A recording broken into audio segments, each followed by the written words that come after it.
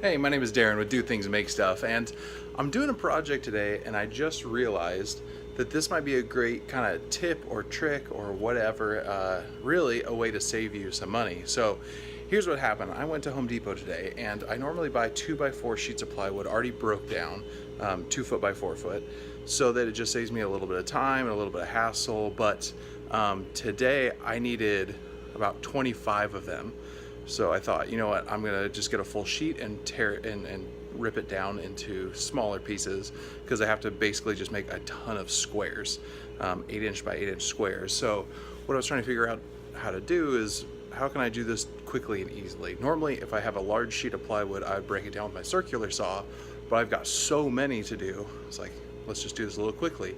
Now, I use my table saw, but if you've ever tried to rip a sheet of plywood into small pieces using a full sheet without an in-feed or an out-feed table, it can be a little sketchy. It's a little weird. So I just quickly grabbed some pieces and threw an out-feed table together, and it's so simple and it's just changing my day. So I thought I'd show it to you real quick. Okay, so this is my rigid, just contractor. I live in a condo. I don't have a lot of space, so I needed one that folded up, and I love this thing. It's cuts pretty well, but it's super portable. It compacts and compact, and it's easy for me to move around. Now, this is the outfeed table I just make, and before you criticize it, it took me 5 minutes, and I just grabbed parts and pieces. And I want to show you basically what it is. Now, an outfeed table normally is nice and flat, and I don't know if you can tell, this side is low, and then it goes up. So what it allows me to do is not have to have some crazy precision, but instead when the piece pushes through, it kind of floats until it hits here, and then it rides up, giving it a really smooth, there's no edge, there's nothing for me to catch on. It ends up working really, really well. And all I did was stack some 4x, some cut pieces of 3/4 inch I had, and then I had just a sheet of melamine, a 2x4 sheet of melamine, or not melamine, MDF, that I laid on top, put a couple screws in so nothing slides around. It took minutes, it cost nothing, and now I have an outfeed table, so I'm handling these 4x8 sheets of 1/8" plywood, so they're flexible and swirly and weird, but with an outfeed table and some support, I'm knocking these out in minutes. So let me show you real quick.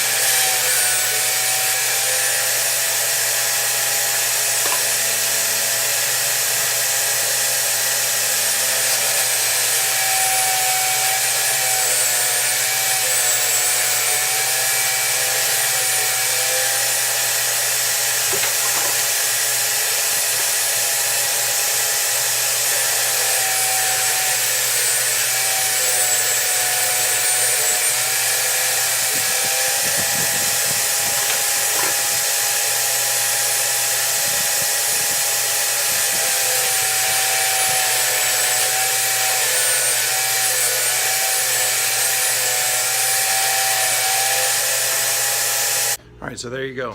It really doesn't get much easier than that.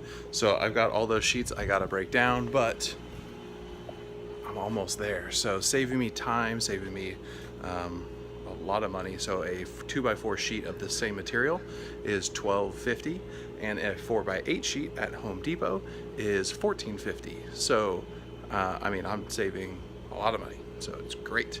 And I always like cutting it myself anyways, because the stuff they have in 2x4 sheets, they normally are cutting up the junk stuff that is all wavy. So this is better material, cheaper, and quick outfeed table. So if you have any questions, shoot me below, comments. I don't know if you have any suggestions, but I've done a bunch of different outfeed tables and done some really nice ones. But if you just need like a outfeed table quickly, no money, with scraps laying around, this is totally the way to do it.